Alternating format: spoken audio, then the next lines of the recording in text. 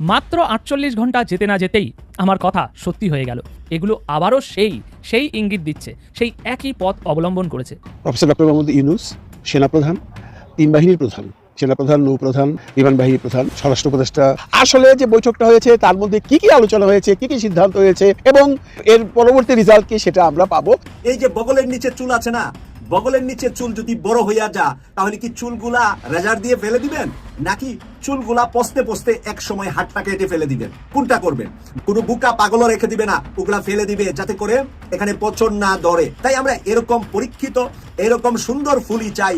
সেনাপ্রধান এবং প্রধান উপদেষ্টার মধ্যে জরুরি বৈঠক হয়েছে। সেই মিটিং থেকে কি কি সিদ্ধান্ত হলো, আর কারা ছিলেন, কেন এই মিটিং হলো?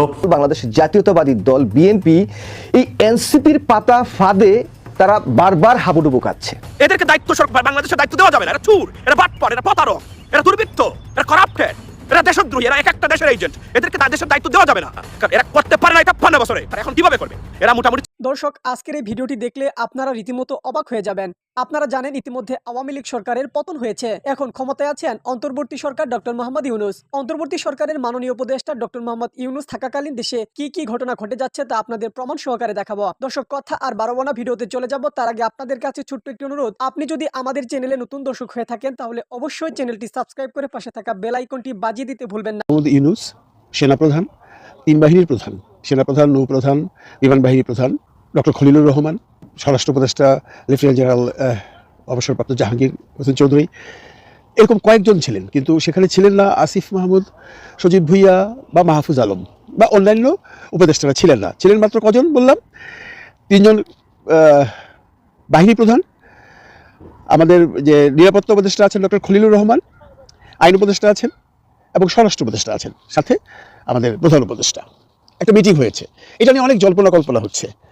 আপনারা অনেকে হয়তো এতক্ষণ খবর পেয়ে গেছেন যে CNN একটা নিউজ করেছে যে ওখানে প্রধান উপদেষ্টার সাথে আমাদের সেনাপ্রধানের বেশ বাকবিতণ্ডা হয়েছে। সেনাপ্রধানের কথা হলো যে প্রধান উপদেষ্টা জনাব ডক্টর মোহাম্মদ ইউনূস করিডোর দিতে পারবে না, বা সেনাবাহিনীর সাথে তারা একটা সুসম্পর্ক রাখছেন না, এবং কেন নিরাপত্তা উপদেষ্টা হিসাবে ডক্টর খলিলুর রহমানকেই দেয়া হলো, এবং ডক্টর খলিলুর রহমান প্রধান সেনাপতি যে আছেন ডক্টর মিস্টার ওয়াকারুজ্জামান, তাকে বাদ দিয়ে কোন এক লেফটেন্যান্ট জেনারেলের সাথে মিটিং করে। বিভিন্ন বিষয়ে তুলে এসেছে এই CNN নামে নিউজ। তো CNN তো একটা নির্ভরযোগ্য প্রতিষ্ঠান, আপনারা জানেন, আমেরিকান ভিত্তিক একটি সংবাদ মাধ্যম, যেখানে কখনো মিথ্যে অপপ্রচার করা হয় না এবং কোনো অপপ্রচারে তারা বিশ্বাস করে না, তারা যা সত্য সেটাই বলেন। তো CNN দেখতে গিয়ে যারা CNN দেখছেন তারা তো বিশ্বাস করছে এটা CNN থেকে দিয়েছে। আসলে পরবর্তীতে যদি আপনি খুব ভালো করে দেখেন তাহলে দেখবেন এটা CNN নয়, এটা CNN নিউজ 18। এটা কোন দেশের আমি জানি না, আমেরিকা থেকে করা হয়েছে কিনা, বা ইন্ডিয়া থেকে করা হয়েছে না, পাকিস্তান থেকে করা হয়েছে না, কেউ লোকালি করেছে, আমার ধারণা নেই। আমি অনেক ঘাটাঘাটি করেছি, এটা খুঁজতে গেলে অনেক সময় লাগবে, যার জন্য আমি কন্টেন্টটা বানাবার জন্য বসে গেছি, খবরটা আপনাদের দেওয়ার জন্য, যে এই সমস্ত মিথ্যে অপপ্রচার শুনে আপনারা কেউ বিচলিত হবেন না। এমন কিছু হয়নি, সাধারণ একটা বৈঠক হয়েছে, যে খবর আমরা বাংলাদেশি সংবাদ মাধ্যম থেকেই জানবো। কিন্তু এই যে CNN বা CNN 18 যে নিউজটা দিচ্ছে, টোটাল এটা ভুয়া নিউজ। এরা রং চং মাখিয়ে দেশে একটা অস্থিতিশীল পরিবেশ করবার জন্য এই ধরনের নিউজ ওরা এখন ফ্ল্যাশ করছে। আসলে যে বৈঠকটা হয়েছে তার মধ্যে কি কি আলোচনা হয়েছে, কি কি সিদ্ধান্ত হয়েছে এবং এর পরবর্তী রেজাল্ট কি সেটা আমরা পাবো বাংলাদেশের যে সরকার প্রধান আছেন বর্তমানে প্রধান উপদেষ্টা, তার প্রেস উইং থেকে। কিন্তু এর মধ্যেই এই সমস্ত খবর রটিয়ে দিয়ে জনমানুষের মধ্যে একটা উত্তেজনা বলুন, একটা ভয় ভীতি বলুন, মানে একটা বিশ্রী অবস্থা শুরু করে দিয়েছে। এই যে এই সমস্ত সংবাদ মাধ্যমগুলো, এগুলো থেকে আপনারা একটু এড়িয়ে চলবেন। আমরা জানি অনেকেই এই কথাটাও বলবেন যে এই মুহূর্তে দেশের সিচুয়েশন খুব একটা ভালো নয়, বিভিন্ন দিকে গন্ডগোল গেলজাম চলছে, এনসিপির সাথে বিএনপির গঞ্জাম চলছে, বিএনপির সাথে সরকারের গেলজাম চলছে, ইশরাকের সাথে তার মেয়রশিপ নিয়ে একটা বিরাট ঝামেলা চলছে, বিভিন্ন জায়গায় মিছিল হচ্ছে, মিটিং হচ্ছে, কেউ কাউকে জুতো মারছে, কেউ কাউকে বোতল মারছে। এমন অবস্থায় কি এমন বিশেষ ব্যাপার ছিল যে 3 বাহিনী প্রধান এবং প্রধান উপদেষ্টা তার গুটি কয়েক উপদেষ্টাকে নিয়ে মিটিংটা করলো? জনমনে একটা প্রশ্ন থেকেই যায়। আমরা যেটা অন্যান্য খবর মাধ্যম থেকে যেটা জেনেছি সেটা হলো টোটালি আইন শৃঙ্খলা পরিস্থিতি নিয়ে জেনারেল ওয়াকিলুজ্জামান এবং বাকি বাহিনীর প্রধানদের নিয়ে প্রধান উপদেষ্টা বসেছিলেন, স্বরাষ্ট্র উপদেষ্টাকে নিয়ে, যে কিভাবে কি করা যায়। কিন্তু সেই গল্পটাকে তারা এই করিডোর, তারপরে আপনার প্রধান উপদেষ্টার সাথে ওয়াকিলুজ্জামান সাহেবের সম্পর্কের অবনতি, মানে কেন খলিলুর রহমান সাহেবকে দেওয়া হলো ওই পদে, তা নিয়ে একটা বাকবিতণ্ডা, মানে তাদের সেই নিউজ শুনলে পরে আপনার মনে হবে ওখানে শুধু হাতাহাতি নিয়ে বাকি ছিল। এটা কি সম্ভব বন্ধুরা? দেশের ওই দিক দিয়ে পরিস্থিতি, যে সামরিক শাসন বা সামরিক কর্মকর্তাদের সাথে প্রধান উপদেষ্টার সম্পর্কের অবনতি হয়েছে, এগুলো নিয়ে আপনারা কোনো কিছু ভাববেন না। এই ধরনের কোনো ঘটনা হয়নি। এবং এই সিএনএন বা সিএনএন জাতীয় ভুয়া CNN 18 যে চ্যানেলটা আছে, ওর কোনো নিউজ যদি পান, দেখবেন না। বন্দর ব্যবস্থাপনা, আপনি জানেন, বলছিলাম যে একটা দেশের আপনার তার উন্নয়নের অন্যতম যে চালিকা শক্তির মধ্যে বন্দর অন্যতম, পৃথিবীর সব প্রত্যেকটা দেশেই। সেই বন্দরগুলা সিন্ডিকেট বাণিজ্য এবং অপরাজনীতি আর অব্যবস্থাপনার শিকার হয় বাংলাদেশে। সরকার সিদ্ধান্ত নিয়েছে, এই সিদ্ধান্তগুলা দলীয় সরকারের অধীনে 20 বছর আগে হওয়া উচিত ছিল, হয় নাই। কেননা ওই যে দলীয় দুর্বৃত্তরা যারা বন্দরটাকে লুটপাট করে খাবে, এই জন্য তারা দেন নাই। এই সরকার সিদ্ধান্ত নিয়েছেন, if I was in that position, আমি যদি এই পজিশনে থাকতাম, আমি বিমানকে বেসরকারীকরণ করতাম, আমি রেলকে বেসরকারি করতাম এই মুহূর্তে, আর বন্দর খাতে করতামই আমি যদি থাকতাম, কারণ এটাই বাস্তব। আরব আমিরাতের পৃথিবী বিখ্যাত কোম্পানি ডিপি ওয়ার্ল্ড লজিস্টিক্স, আরব আমিরাতের কোম্পানি, 75টা দেশে যারা আপনার কি করে এই ব্যবসা বা বন্দর ব্যবস্থাপনায় জড়িত। শুনলে আশ্চর্য হবেন, মানে যাদের কাছে মুসলিম নাম মানে দুশ্মন, সে ইসরায়েলের মতো দেশে আপনার বন্দর ব্যবস্থাপনায় ডিপি লজিস্টিক বা ইউএই কোম্পানি জড়িত, তারা কাজ করে ইসরায়েলের বন্দরে। কল্পনা করতে পারেন আপনি, যুক্তরাষ্ট্রে বন্দরে কাজ করে আপনার মানে এই ডিপি ওয়ার্ল্ড, সেই জায়গায় বাংলাদেশে বন্দর দিয়ে দিচ্ছে ডক্টর মাহমুদ ইউনূস। কল্পনা করতে পারেন এরা কতটা রাষ্ট্রদ্রোহী, কতটা দেশদ্রোহী এই রাজনীতিবিদ এবং এই সকল সুশীল সমাজ, এই আবালদেরকে কিভাবে আপনি বুঝাবেন যে এর বিকল্প নাই বাংলাদেশের ক্যাপাসিটি বিল্ডিং এ, এর চেয়ে ভালো কাজ আর হতেই পারে না বন্দর ব্যবস্থাপনায় এই বিদেশি, এবং তাও মুসলিম কোনো দেশ নয়। যদি আমেরিকা কোনো কোম্পানিকে দিত তো তারা কি করতো আপনি কল্পনা করেন, বা ব্রিটিশ কোনো কোম্পানি বা নেদারল্যান্ডের কোনো কোম্পানিকে দিত তো তারা কি করতো। একটা কোম্পানি যেটা আমাদের মুসলিম দেশের, আমাদের ভ্রাতৃত্ববোধের দেশ এবং আমাদের সাথে যার সবচেয়ে ভালো সুসম্পর্ক আছে, সেই আরব আমিরাতের কোম্পানিকে দেওয়া হয়েছে, সেখানে তাদের যে কি ধরনের জ্বালাপুর আপনি কল্পনা করতে পারেন। আরব আমিরাতের কোম্পানি মুসলিম দেশের কোম্পানিকে দিয়েছেন তারা, সেটা নাকি বন্দর দিয়েছে ডক্টর মাহমুদ ইউনূস। এই মূর্খতা মানে মানে কি ধরনের দেশদ্রোহিতার সামিল আপনারা দেখেন।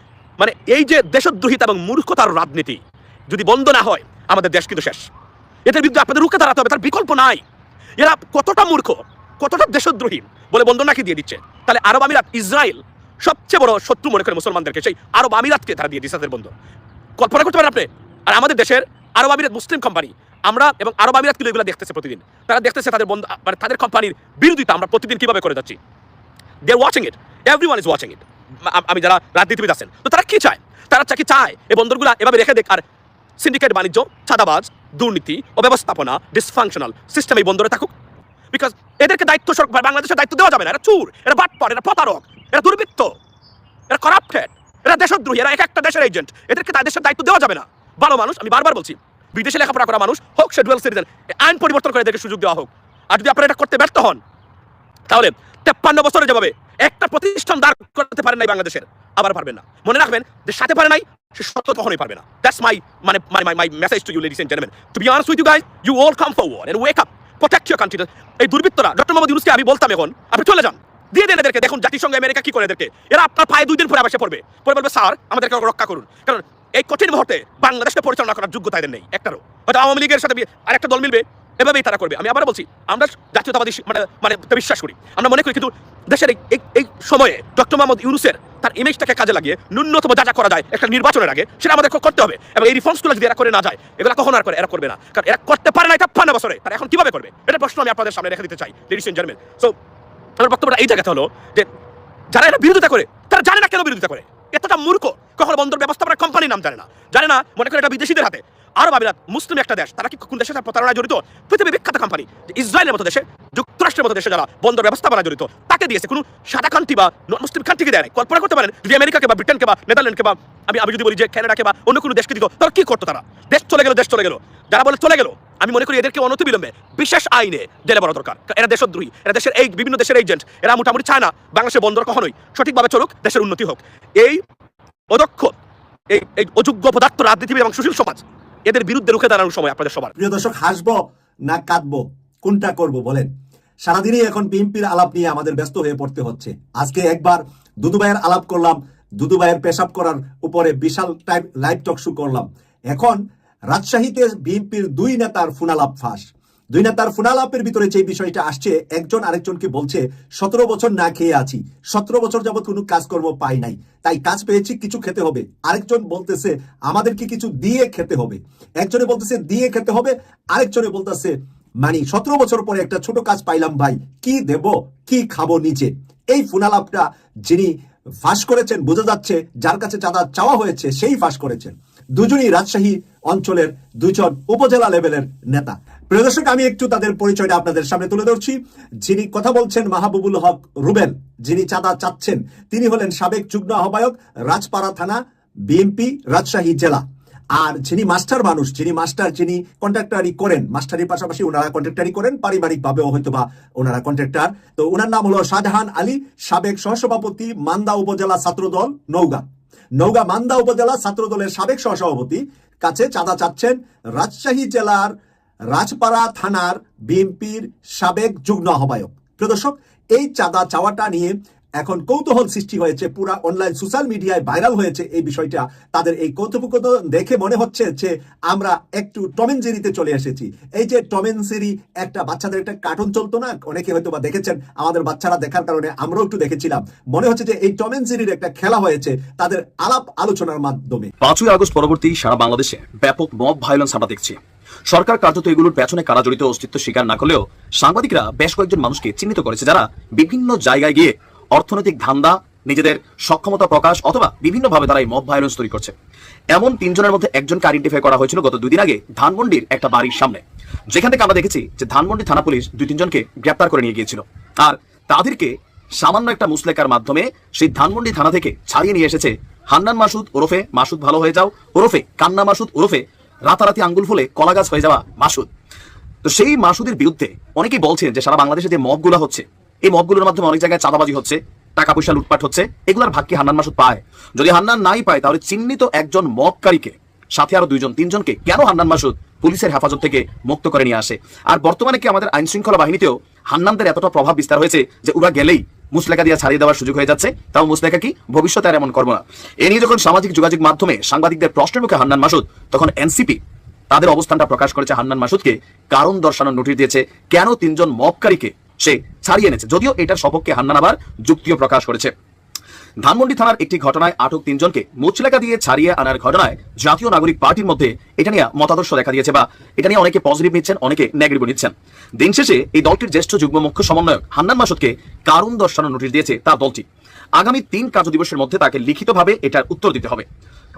গত মঙ্গলবার রাজধানীর ধানমন্ডিতে হাক্কানি পাবলিশার্সের মালিকের বাসায় ঢোকার চেষ্টা করে বৈষম্যবিরোধী ছাত্র আন্দোলনের 3 জন, যাদেরকে দিন শেষে পুলিশ এখান থেকে নিয়ে যাওয়ার পর আবার হান্নানের মুসলেকায় ছেড়ে দিয়েছে। ঘটনায় বিভিন্ন মহলে প্রশ্ন ওঠে এবং সমালোচনার সৃষ্টি হয় যে হান্নান মাসুদি কি সারা বাংলাদেশে মব ভায়োলেন্সকারীদের বাবা অথবা মাফিয়া ডন হিসেবে কাজ করছেন? হান্নান বলছে না ভাই, ঘটনাটা এইখানে না। ঘটনাটা কি, যে যাদেরকে পুলিশ আটক করে নিয়ে গিয়েছিল, এই ঘটনার পর ধানমন্ডি থানা থেকে নাকি তাকে পুলিশ ফোন করেছে বা তাকে নোট দিয়েছে যে তাদের ব্যাপারে আসলে পুলিশ এখন কি করবে। পুলিশ তাদেরকে গ্রেপ্তারও দেখাতে চাচ্ছিল না অথবা এফআইআরও করতে চাচ্ছিল না। তো দিন শেষে তার সহযোগিতা চাইলে তিনি সেখানে গিয়ে তাদেরকে আসলে মুচলেকা দিয়ে ছাড়িয়ে আনেন। কিন্তু প্রশ্নটা যে জায়গাটা, যে একজন মব ভায়োলেন্সকারী তাদেরকে হান্নান মাসুদ কোন এখতিয়ারে ছাড়িয়ে এনেছেন? তার দল মনে করছে এনসিপি নেতাদের এই ধরনের কর্মকাণ্ড দলটির ইমেজকে প্রশ্নবিদ্ধ করছে। আপনার ওসিকে উদ্দেশ্য করে একজন, আচ্ছা আমরা যদি দেখি যে নোটিশে কি লিখা আছে। নোটিশে বলা হয়েছে গতকাল মঙ্গলবার ধানমন্ডি থানার আওতাভুক্ত একটি আবাসিক এলাকায় সমন্বয় পরিচয়ে বিশৃঙ্খল করার অভিযোগে 3 জন ব্যক্তিকে আটক করে ধানমন্ডি থানা পুলিশ। আর বৈষম্যবিরোধী ছাত্র আন্দোলন কেন্দ্রীয় কমিটি কর্তৃক উক্ত 3 জনের অন্যতম বৈষম্যবিরোধী ছাত্র আন্দোলন মোহাম্মদপুর থানার আহ্বায়ক সাইফুল ইসলাম রাব্বিকে নৈতিকতায় স্থলনজনিত কারণে অব্যাহতি প্রদান করা হয়েছিল। এগুলা জানার পরেও কেন হান্নান তাদেরকে থানায় মুচলেকা দিয়ে জামিন করিয়েছেন? এই ঘটনার প্রেক্ষিতে আপনার ব্যাখ্যা এবং আপনার বিরুদ্ধে কেন সংগঠন ব্যবস্থা গ্রহণ করবে না তার বিবরণ জানানোর জন্য হান্নানকে বলা হয়েছে। সাংবাদিকের প্রশ্ন ছিল যে এদের মধ্যে একজন বিভিন্ন জায়গায় মব উস্কানিকারী, আপনি জানার পরেও কেন তাকে মুক্ত করলেন? আসলে কেন হান্নানরা মুক্ত করছে? কেন হান্নানরা মব ভায়োলেন্সকারীদের মানে পক্ষ অবলম্বন করছে? পেছনে ধান্দা নাকি টাকা, নাকি আসলে পেশিগত ক্ষমতাতে কাউকে হেনস্থা হয়রানি করতে চাইলে এই মব ভায়োলেন্সকারীদের সহযোগিতা নিয়ে মাঠ পর্যায়ে নিজেদের শক্তি সক্ষমতা। দর্শক, সম্পূর্ণ ভিডিওটি দেখলেন, আশা করি বিষয়টি বুঝতে পেরেছেন। এই নিয়ে আপনার গুরুত্বপূর্ণ মন্তব্যটি অবশ্যই কমেন্ট বক্সে জানিয়ে দিবেন। ধন্যবাদ।